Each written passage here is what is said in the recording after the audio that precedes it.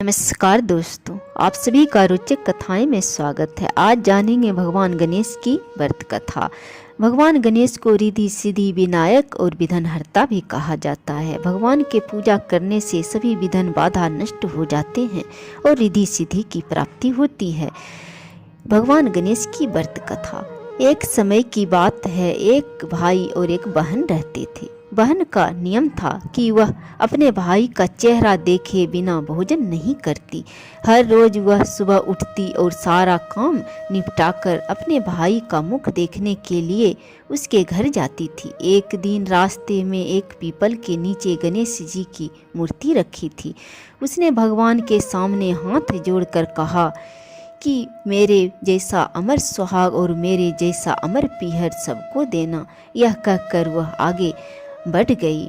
जंगल के झाड़ियों के कांटे उसके पैरों में चुभा करते थे। एक दिन भाई के घर पहुंची और भाई का मुख देखकर वहीं बैठ गई। तो भाभी ने पूछा, पैरों में क्या हो गया?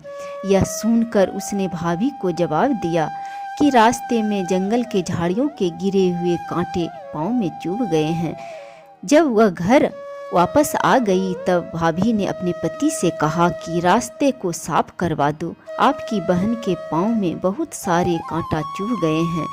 भाई ने कुल्हाड़ी लेकर सारी झाड़ियों को काट कर साफ कर दिया।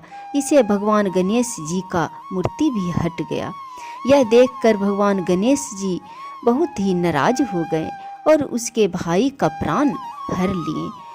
लोग अंतिम संस्कार के लिए जब भाई को ले जा रहे थे तब उसकी भाभी रोते हुए लोगों से कही, थोड़ी देर रुक जाओ, उसकी बहन आने वाली है।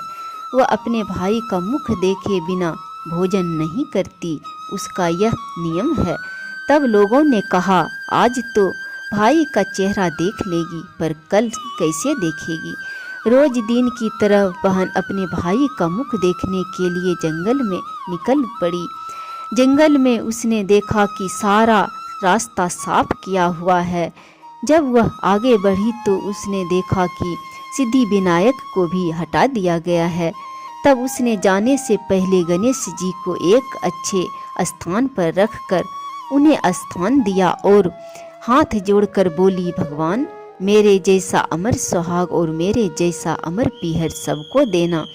और फिर बोलकर आगे निकल गई। भगवान सोचने लगे, अगर इसकी नहीं सुनी तो हमें कौन मानेगा, हमें कौन पूजेगा?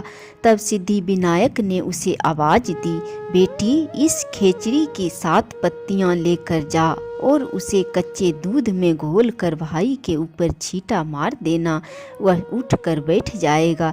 यह सुनकर जब बहन पीछे मुड़ी तो वहाँ कोई नहीं था। फिर वह यह सोचने लगी कि ठीक है, जैसा सुना वैसा कर लेती हूँ। फिर वह 7 खेचड़ी की पत्तियाँ लेकर अपने भाई के घर पहुँची। उसने देखा वहाँ कई लोग बैठे हुए हैं। भाभी बैठकर रो रही है और भाई के लाश रखी है। तब उसने उस पत्तियों को बताए हुए नियम के तहत भाई के ऊपर इस्तेमाल किया। तब भाई उठकर बैठ गया। भाई बोला, बहन मुझे बहुत ही गहरी नींद आ गई थी। तब बहन बोली, यह नींद किसी दुश्मन को भी न आए, और भाई को सारी बात बता दी। कथा समाप्त हुआ। बोलो गणपति महाराज की जय।